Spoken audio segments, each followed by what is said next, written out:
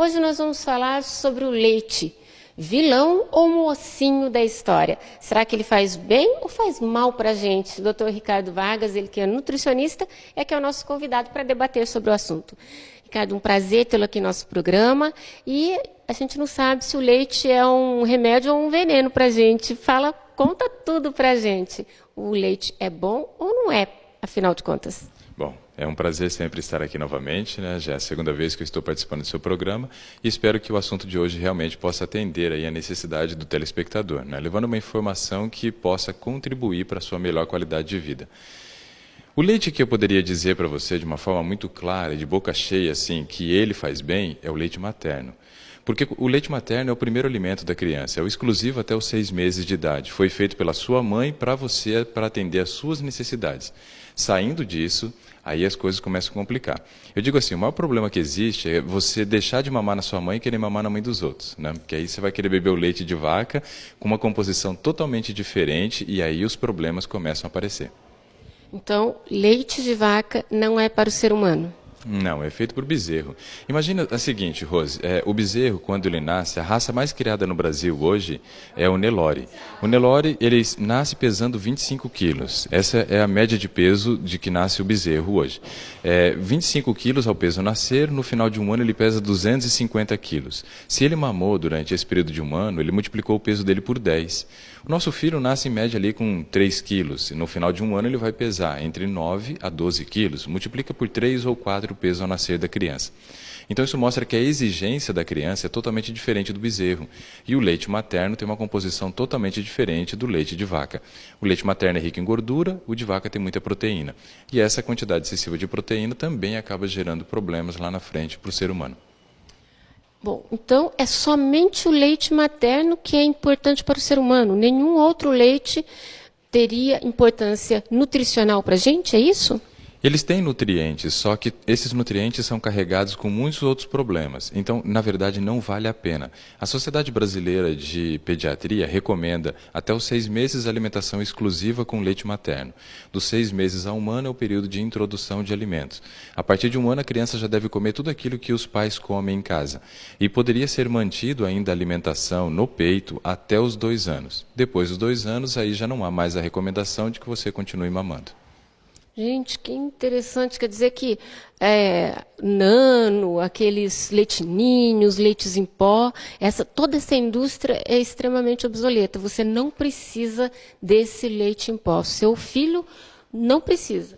Olha, nos Estados Unidos teve um problema grande há 2 anos atrás, quando os criadores de bovinos, né, de leite, apresentaram uma nova proposta de que deveria beber em torno de 2 litros de leite ao dia para que você tivesse uma boa saúde dos ossos.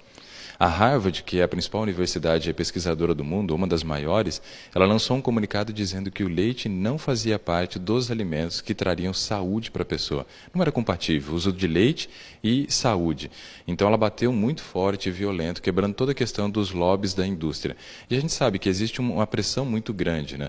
No Brasil, hoje, uma boa parte do PIB é atendido aí pela questão da pecuária.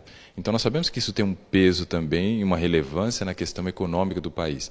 Mas em termos de saúde, a gente não pode defender, né? Porque realmente já é comprovado cientificamente de que o leite traz muitos prejuízos quando utilizado ao longo da vida. Bom, existe uma campanha para que nós tenhamos cálcio no organismo. Da onde nós vamos tirar o cálcio, então, doutor? Bom, imagina a seguinte cena. O bezerro foi desmamado. Depois de desmamado, o que ele come? Ele come capim. Capim é de que cor? É verde. Então, quer dizer, os alimentos verde escuro para nós são ótimas fontes de cálcio. Mas nós temos ainda mais 2 fontes excelentes em termos de concentração de cálcio. A semente de girassol é aquela que se dá para o seu papagaio mesmo, aquela é muito boa para a saúde, só que compre descascado, porque só o papagaio que sabe descascar aquilo, né? Então, a semente de girassol ela é muito concentrada em cálcio. Ela tem 4 vezes mais cálcio do que tem no leite. E aí nós temos o gergelim também como uma ótima fonte de cálcio. O gergelim branco, ele tem em torno de 7,5 vezes mais cálcio que o leite, e o gergelim preto, 10 vezes mais cálcio que o leite. Então, existem outras fontes de cálcio na natureza que não seja o leite. Existem outras fontes e fontes seguras, fontes que a gente chama de biodisponível. O que quer dizer isso? O leite ele é rico em cálcio. Não posso dizer que o leite não contém cálcio. 100 ml de leite tem 125 miligramas de cálcio. A questão é que esse leite ele contém muita proteína. A proteína acidifica o sangue e para você evitar o processo de acidez, o cálcio proveniente do leite é utilizado para fazer o tamponamento. O que quer dizer isso? Fazer com que volte ao normal o pH do sangue, deixando ele ali em 7,4, que seria o normal. Dessa forma eu acabo evitando o câncer, porque a acidez gera um meio ideal, né, para o desenvolvimento das células cancerígenas.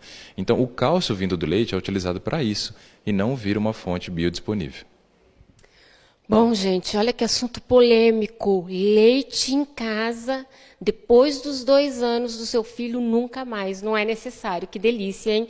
Vamos às verduras, às sementes, isso é interessante. Agora, e as pessoas que consomem leite, elas ficam intolerantes à lactose? Como que é essa história? Vamos saber depois dos comerciais, né? A gente volta daqui a pouquinho. Não saia daí.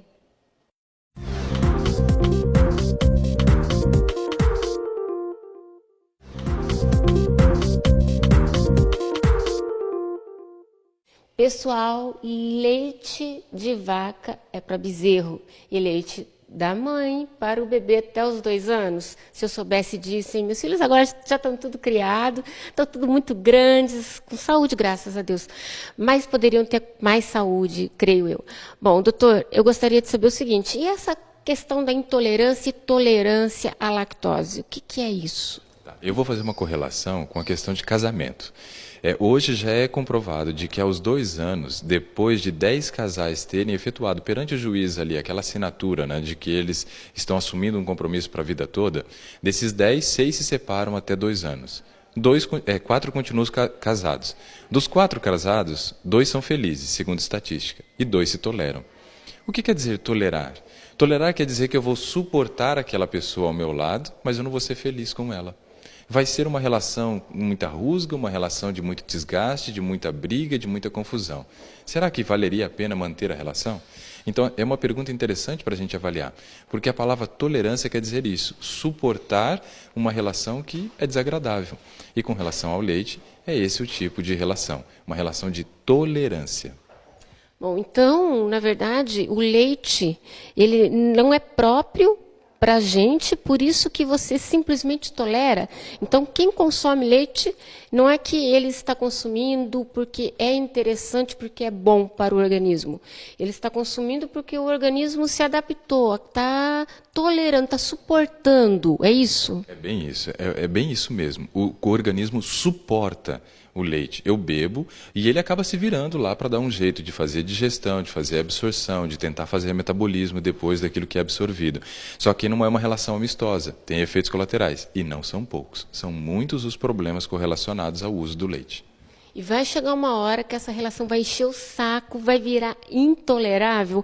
Geralmente, isso acontece com todo mundo, que a pessoa se torna intolerante. Ó, gente, acabou, não dá mais. Não tolero mais essa situação. Chega nessa, e daí a pessoa se torna intolerante, é isso? É isso mesmo. Chega um momento que o teu corpo ele se desgasta a tal ponto que ele não suporta mais aquela relação. E aí você se torna intolerante à lactose. Eu tenho uma amiga que no ano retrasado ela desenvolveu intolerância à lactose com 33 anos. Uma outra desenvolveu intolerância à lactose no ano retrasado também com 65. Então quer dizer, cada organismo suporta por um período. Mas a questão é, está suportando, mas está sofrendo com essa relação. Não é uma relação amistosa. Então o interessante é que a gente abandonasse o leite. Já abandonasse essa relação antes que entrasse no limite. Falar assim, vamos viver bem já, vamos abandonar esse leite, vamos nos adaptar a uma vida sem leite para que a gente não sofra esses conflitos no dia a dia? Uma coisa é certa, o nosso corpo se acostuma muito fácil com aquilo que é bom. Se você começa a oferecer algo bom para ele, ele aceita muito rápido. E aquilo que é ruim, ele vai lutando para fazer com que você abandone. Mas aí depende da sua escolha. Eu acho que depois do que a gente vai dizer na sequência agora, que são os problemas correlacionados com o uso do leite, provavelmente você vai pensar, vai refletir, vai ver que talvez essa relação não vale a pena levar à frente. E quais são os problemas que acontecem nessa relação do leite e do nosso organismo? Bom, eu vou começar pelo trato gastrointestinal, né, por onde ele entra. Então, a questão do estômago, quando você começa o processo da digestão do leite, você precisa de muito ácido, porque é o ácido que faz o processo de coagulação do leite para iniciar o processo de digestão. Então, esse ácido que você aumentou no estômago no início, ele se liga com o leite. E algumas pessoas que sofrem de gastrite até sentem uma melhora nos 30 primeiros minutos. Depois que o processo da digestão entra em curso, você começa a liberar de novo toda aquela parte do ácido, mais o ácido lático do leite, e aí você vai sofrer uma gastrite, uma azia, uma queimação, gerando muitas vezes refluxo. Quando passa para o intestino, ou é diarreia, ou é constipação intestinal. E depois tem os problemas da parte interna. Quando você bebe o leite, ele tem muita proteína. Então, quando essa proteína é quebrada, você libera aminoácido, deixando o sangue ácido. O cálcio é utilizado para neutralizar a acidez. Então, você evita a acidez, porém, esse cálcio precisa ser eliminado. E as vias de eliminação do cálcio, ou é pelo rim, favorecendo o cálculo renal, formação de oxalato de cálcio, ou então pela vesícula, gerando cálculo biliar. Então, o leite ele tem uma propensão a aumentar cálculo renal e biliar. Depois que esses dois órgãos estão assim saturados, você pode gerar artrose. Então, aí as coisas começam a piorar. E também tem toda a questão das alergias que são geradas por conta do leite, piorando todos os processos alérgicos de via respiratória. Asma, rinite, bronquite, sinusite pioram com o uso do leite. Na pele, você também tem efeitos colaterais do uso do leite. Você pode piorar uma dermatite atópica, pode gerar mais acne, porque está correlacionado também com o açúcar do leite, mas está correlacionado com o IGF-1, que é um hormônio produzido pela vaca. Então, quer dizer, tem inúmeros efeitos colaterais e eu acredito que essa relação não vale a pena levar à frente. E para as crianças, o leite com açúcar também pode diminuir a imunidade? Nossa, aí vira uma bomba. O leite ele já gera os processos alérgicos e piora a imunidade. Quando associado ao açúcar, uma criança que bebe uma grande quantidade de leite com açúcar, achocolatado, que tem muito açúcar, e consome doce em exagero, você pode reduzir até 70% do sistema imunológico da criança. Isso quer dizer o seguinte, a redução de 70% quer dizer de 10 doenças que você teria, você vai ter, que você não teria, quer dizer, você vai ter 7. Pessoal, olha só, doenças de inverno podem ser evitadas diminuindo aquela mamadeira de Nescau, não é? Aqueles chocolates quentes antes da criança dormir, porque é o leite com açúcar, o leite adoçado. A combinação de leite e açúcar piora ainda mais o caso, né? O sistema imunológico sofre demais e eu acredito que não vale a pena. As minhas filhas não fazem uso de leite, estão vivendo muito bem. Eu tenho uma de 2 anos e uma de 6 anos, elas estão no seu desenvolvimento normal, vai ao médico, só ganha parabéns. Quase não tem gripe, quase não tem resfriado, porque na época do inverno é um horror o que tem de doenças respiratórias, né? Olha, uma coisa interessante que aconteceu uma vez, foi um agente de saúde da prefeitura passou em casa num período de inverno. E a minha filha, né, minhas 2 filhas estavam em casa e ele disse assim, nossa, que coisa incrível, em todas as casas que eu passei hoje, as crianças estão lá chupando o nariz, né, o nariz escorrendo, e as suas filhas não têm nada, né, falando para minha mãe, na verdade, que estava em casa cuidando delas, né. E ela disse assim, olha, isso tudo tem a ver com o estilo de vida que a gente busca levar. E uma das coisas que a gente prima em casa é não oferecer o leite, porque eu sei dos efeitos colaterais. Diminua o leite com açúcar ou tire do cardápio, com certeza vai aumentar a imunidade. Doutor, muito obrigada pela sua entrevista. É sempre muito, muito bem-vindo aqui em nosso programa. Muito obrigada. Eu que agradeço a oportunidade de estar no seu programa e espero ter atendido a sua necessidade. Talvez tenha gerado algumas dúvidas na sua cabeça, mas ficamos à disposição aí para poder te ajudar em outro momento. Mas uma coisa eu aprendi, leite é um vilão. Leite com açúcar para as crianças, nunca mais, hein?